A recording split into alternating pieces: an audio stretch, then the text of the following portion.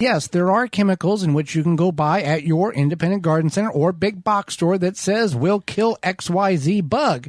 However, some of those chemicals that you're using to kill that bug that you don't want is eradicating all life form in your garden.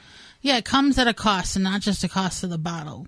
A lot of times if you read, it is oftentimes all or nothing in a way. Non-discriminatory. Yeah, non-discriminatory. So that means it can be killing bad bugs and good bugs.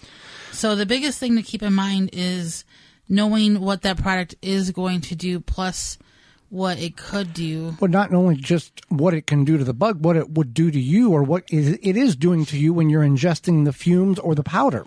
Absolutely. And a lot of these have that disclaimer on the bottle, but people don't always read them. And organic doesn't always mean non-chemical. Organic products are chemical products, but they are chemical products that are made safer.